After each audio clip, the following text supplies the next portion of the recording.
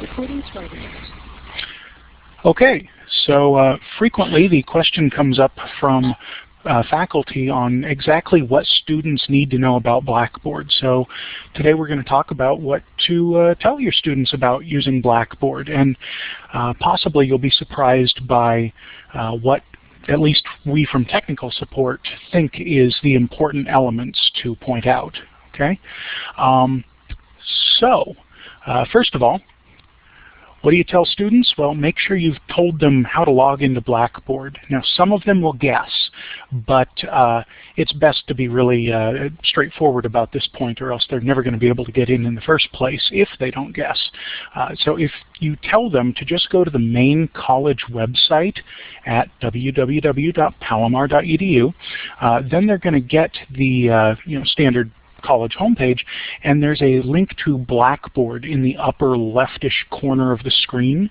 And if they click that, well, it'll take them to a page that has the login box, and so a lot of them will guess what to do. But if they don't know how to log in, they can just click that button that says Student Information, and it'll pop up a little window giving them all the detailed instructions on how to log in. But the reality is they log into Blackboard using the same account information that the e-services system uses, which is their 9-digit Palomar student ID number and then whatever their password is. Similarly, if they need to change their password because they've forgotten it or otherwise can't log into Blackboard, they should just go use the e-services form for changing their password, and that'll get them into the system. Okay. Also, when they do log into the system, you'd better have made your course available. If you tell your students to go log into Blackboard and then your course isn't available, this does freak them out. So make sure that you've made your course available before actually telling your students to go use it. All right, the next thing up to tell students is how to navigate not Blackboard in general, but your particular course. This apparently is an issue that evades some professors right off the top of their head, because they're expecting to have to describe all the detailed tools that are available in a Blackboard course. But what seems to be most important to students is knowing exactly where to look for things in your particular course. Once they log in and they click the course name, then some students just get lost. As it says here, some are just not crazy about the idea of exploring on their own. So if you have an orientation for an online class, or this is a face-to-face class that you are augmenting with use of Blackboard, it's probably worth taking at least a few minutes to just describe where students are going to be doing things. Of particular note, tell them where the syllabus is, and for preference, show them as well if you have a projector that you can show the Blackboard course on. And also tell them any navigation structures that you're using, like if you're organizing material for your course based on which week of the semester it is, just tell them that. And that's usually what they need to know, so they'll be more comfortable going in and clicking around on your course menu to find stuff once you've described it to them. All right.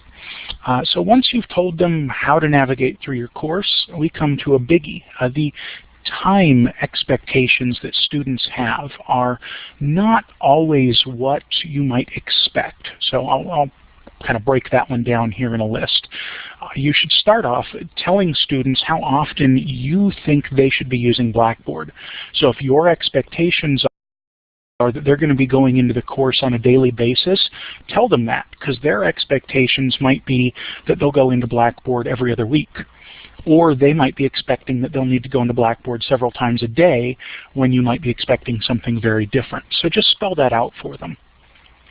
Also, you should expressly mention how long a student would expect to wait before hearing back from you if they send you an email or if they make a discussion board post. This one really freaks out students. Sitting as I do on the tech support desk, we do get students on a semi-regular basis who say things like, I emailed my instructor and I still haven't heard back and I'm getting worried. Sometimes it'll be that they haven't heard from the instructor from the email that they sent 5 minutes ago. Of course, other times we'll hear that they haven't heard from the instructor in several days. And if you just if you know that it may take you 2 days to respond to a student email, you should tell the students that right up front so that they don't worry when it's been 6 hours and they still haven't heard back, that sort of thing. So just set some expectations there on your communication time loop. And this one's an even bigger one, the time lag that's between when they turn in an assignment and when they get a grade. I know one of the simplest ways to start introducing Blackboard use into a face-to-face class is to begin posting student grades on Blackboard. And if you don't expressly say how long students should expect to wait before seeing their grades posted, this might really be something that they're going to freak out about. I know I had a personal experience of taking a class here at Palomar, and the instructor wanted me to help them set up their grades in Blackboard. But we were still just taking the tests in class, filling out Scantrons and whatnot. And so the first time that we were doing this after she started posting the grades in the Blackboard course, went to class, took the test, filled in the Scantron. All the students finished up their tests and left the class session, and by the time that the instructor got back to her office, she had a bunch of emails from students saying, why aren't the grades up in Blackboard already? Now, of course, as an instructor, well, it takes time. You have to process the Scantrons, and then you've got to make the time to post the grades. Sometimes students just don't think about those things.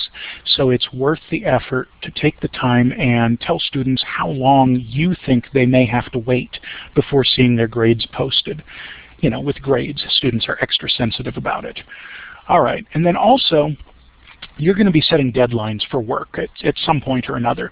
And if you're having students turn in work electronically, those deadlines will still apply, but students sometimes expect that there'll be some sort of a grace period given if they run into a technical problem when they try to submit their work. And of course, a lot of students wait until the 11th hour to turn in their work, so it's right before the deadline, and they try to do something, and they, for some reason, can't get the work turned in on time. It's best if you decide ahead of time if you are going to give a grace period at all. I mean, I know some faculty take the stance of a deadline's a deadline, you turn it in before it, or you don't turn it in and you earn a 0. Or they might take the stance of, well, if there's a plausible technical problem, I'll let them take an extra day to get work turned in or something like that. So you at least should consider what sort of a grace period you might offer and under what circumstances you might offer it, so that you'll be prepared for when students claim that they aren't able to turn things in on time. So whatever you decide in the way of offering a grace period, it's best to, if not spell that out ahead of time or maybe even write it into your syllabus, at least know what your answer is going to be to that question, okay? Now that we've spelled out how to get into the system, how to navigate around in the course, and what sort of time expectations you have, that leaves us with a little more of the technical parts of content, specifically the types of material you're putting into your course. Now, if we're talking just adding items in with text right in there, there's really nothing to say about that. The student's web browser is going to show that text, and they'll read it and be able to interact pretty normally. But if you're attaching files, you might be posting some sort of documents like a PDF document or a Word docx, or if you want to post a file but you don't want to be bound to one particular reader, you might want to post something more general like an RTF file, a rich text format, or even just a plain text file. Regardless of which of these you might be considering, they're all documents of some sort. If you are using more than one document format, I hope you have a reason for it.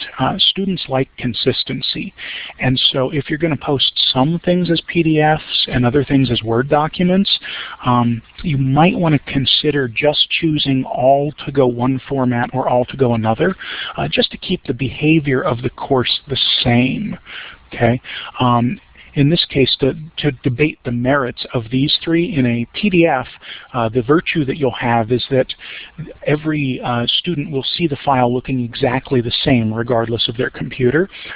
The drawback is that they do have to have that Acrobat Reader program, but virtually everyone does have that already.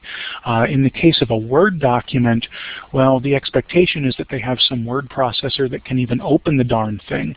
And on a Windows computer, that's not a big deal because there is a free Word viewer, or just, like WordPad that comes with their operating system could read these files. But that's, if they happen to be on a Mac, that might be a problem. Or using a mobile device like an iPad, they're probably not going to easily be able to open up a Word document. And at one time, there might have been a virtue in using an RTF format because at least it wasn't bound to Microsoft Word. But these days, I'm not even sure there's a good reason for using that particular format. Anyway, for your document types, if you're going to attach files, my recommendation would be pick a pony and go with it. Okay? Now, moving away from just documents, what about if you're using video? Particularly, I say that these are the two most common ways that we have video distributed. Now, YouTube, if you don't know what YouTube is, welcome to the 21st century.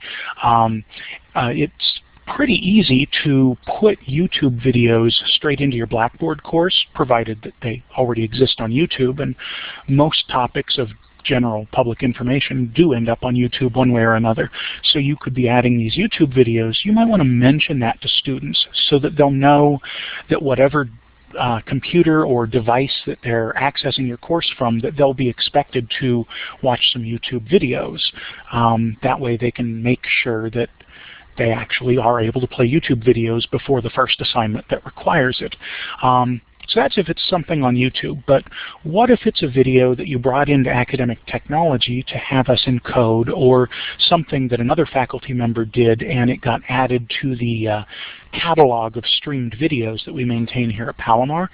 Well, that's where this Microsoft Silverlight thing comes into play.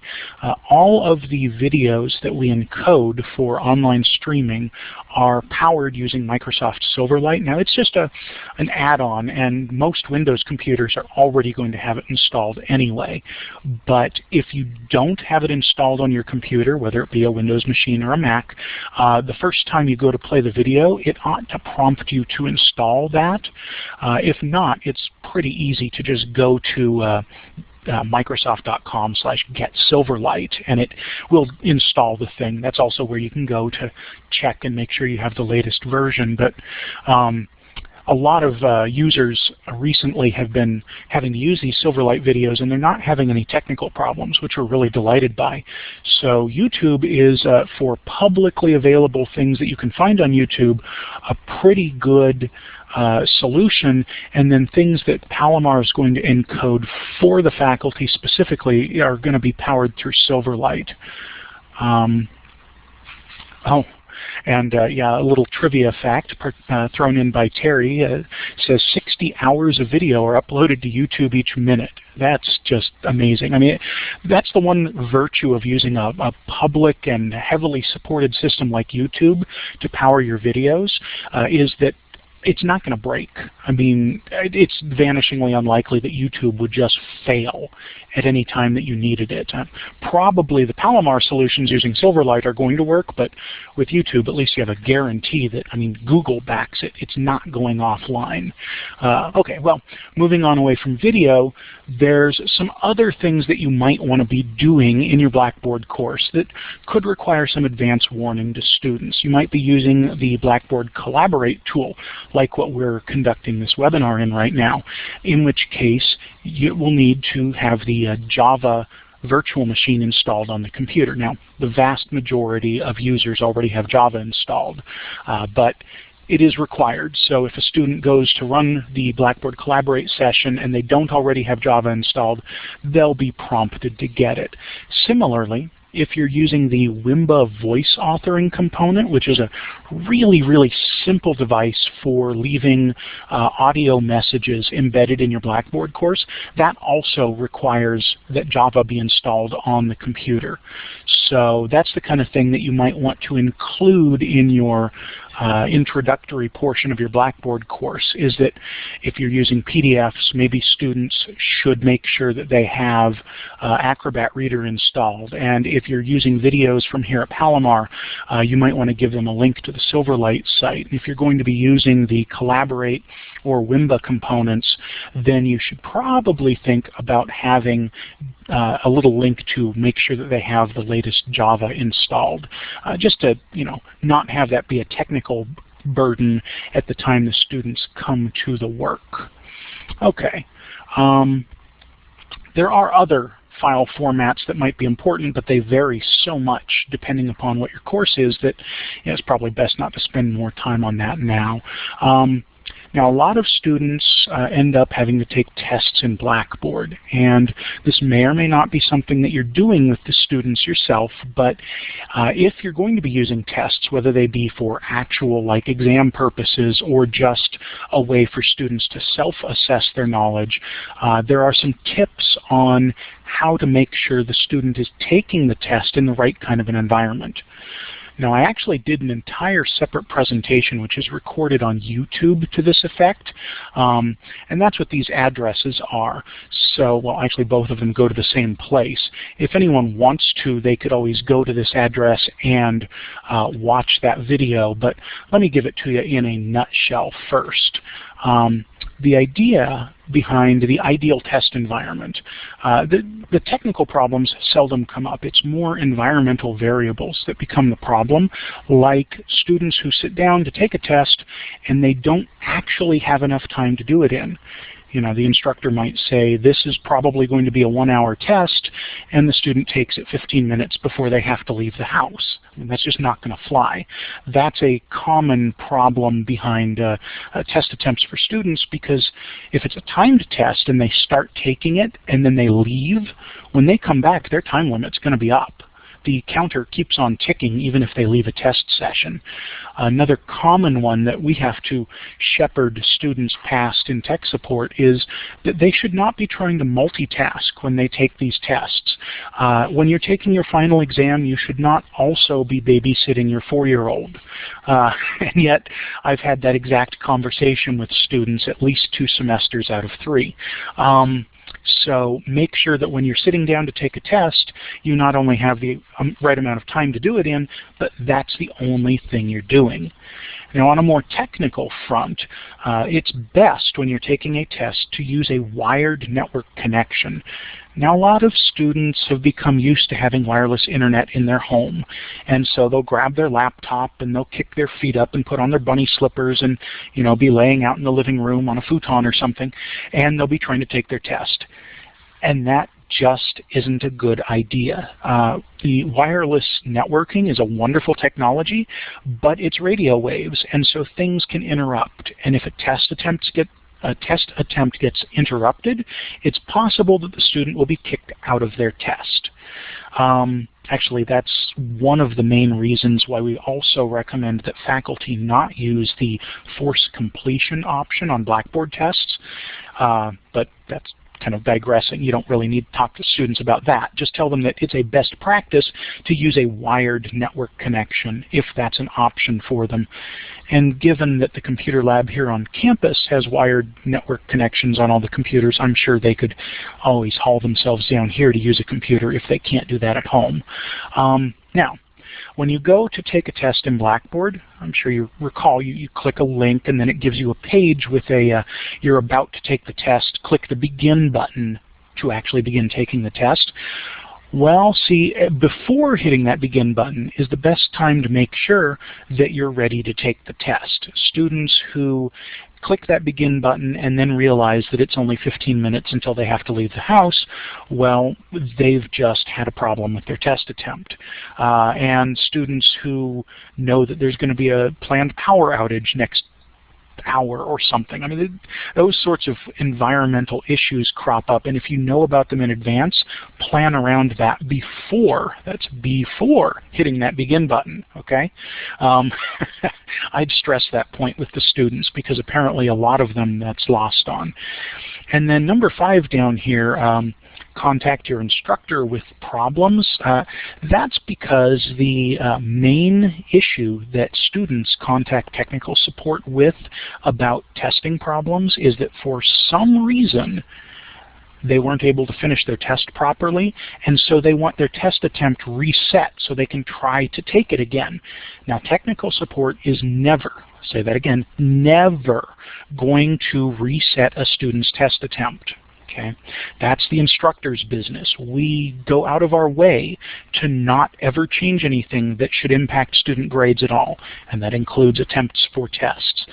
So that's why we recommend that students should always contact their instructor with any test problems first, and then should that be that the instructor wants to give them another attempt or not, if there's some technical problem, then that part of it can be put off to us in technical support to work on, but we're not going to be able to reset any test attempts for students. Okay? I think I've said enough on that, but if you really want to hear more, there is, as I said before, all of that YouTube video available that you could go back and watch sometime. Okay? So, moving on to, well, we've done a lot of talking. Now it's time to find out how to get technical help. If it's not just a matter of not knowing how quickly the instructor is going to be responding, or maybe not being able to open the file, if it's a real technical problem that students need help with, well, what can they do? Well, the easiest way to get help is on the site when they're first going to log into Blackboard. If they see that little green badge over on the left-hand side of the screen that says Live Help, if it's bright green like that means that there is a technician online ready to respond to a chat request right now. And so that's probably the simplest way for students to get help. Now, if they are already logged into Blackboard and they need help, in the upper right corner of the screen, there's a little link that says Help. And if they click on that, it will take them to our support site. On there, there's two choices that they'll really care about. There's the button that says Live Support, and if that's like this one where it says Online, that also means there's a technician available for chat right now, and that's the most immediate way to get the support. Or they could submit a ticket to our system, and that would send us the information, and as soon as a technician's available, they would begin working on that ticket and get the resolution as soon as possible. Now, all of that's great, and if you're talking to your students, telling them to look for the help link in the upper right corner, or the green badge, or submitting a ticket, that's all pretty easy. But what can you put in your syllabus to tell students a place to go? Well, the address of our help desk system is Palomar, ATRC, that's all one word, .helpserve.com. Okay? So if you wanted to list that right in your syllabus, that would be fine. Otherwise, just tell them to look for the badge or the help link in Blackboard. Okay? So that's the big stuff. But here's the number one source of problems that students report to us is the web browser they're using. So I need to go on at some length about web browsers, and I'm not going to get technical with this, okay? First of all, let's look at the world of computers as it really relates to Blackboard here. There's Windows computers, and then also there's Apple computers running the OS X. Blackboard doesn't support anything that's not either a Windows operating system or OS X, so students ought to be using one or the other when they're using Blackboard. Now, in terms of Windows machines, there is a browser that's only available on Windows machines. That's Internet Explorer. There used to be a version of that for Mac, but that's long since defunct. Okay? In addition to Internet Explorer on Windows machines, there's 3 other browsers that are available on both Windows and on Mac. That's Firefox, Chrome, and Safari. Now, Safari is best known as the Apple browser, so a lot of times Apple users will be using Safari by default, but there is a Windows version of that program available as well. Now, realistically speaking, this is not an accurate map of Blackboard use, though, because, well, Safari on PC is not supported. So if a student is using Safari, I sure hope they're on a Mac, okay? And similarly, you're never going to see an Apple user with Internet Explorer. But Firefox and Chrome, those are available on both platforms. And not so coincidentally, those are also the two browsers that I personally recommend the most. I know some Windows users really love Internet Explorer, some Mac users really love Safari, but both of those browsers seem to have a higher incident of problem rates compared to Chrome and Firefox. So if someone presses me to tell them which browser I recommend, it's going to be one of those two, either Firefox or Chrome. So there's your answer for that. Now, if you really love your Safari browser or you really love your Internet Explorer, that's fine.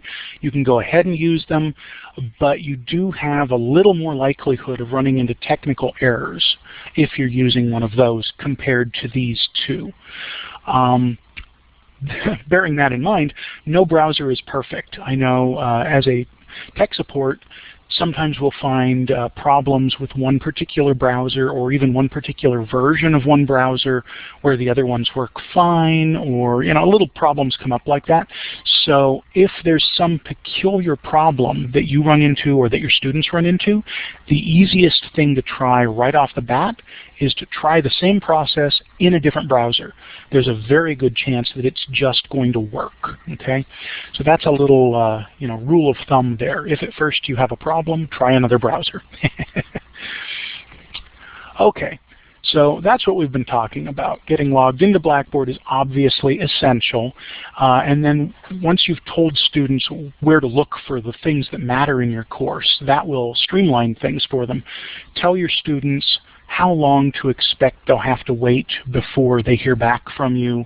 I mean, if you want to be crazy, you could tell students, I'll respond to emails in 4 hours, but they'll test you on that and email at like 1 in the morning, and hey, you didn't get back by 5.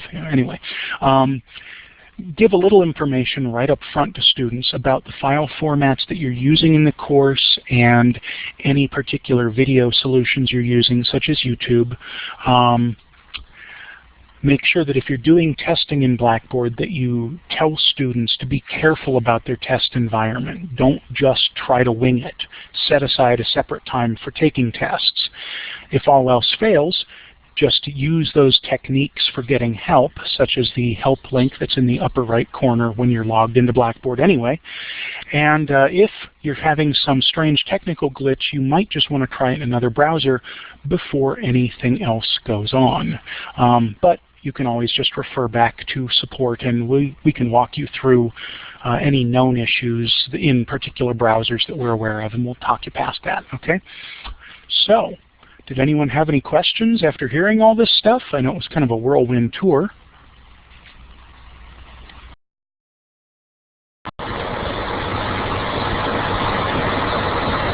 No question, really, David, but just thank you. Very informative, as always.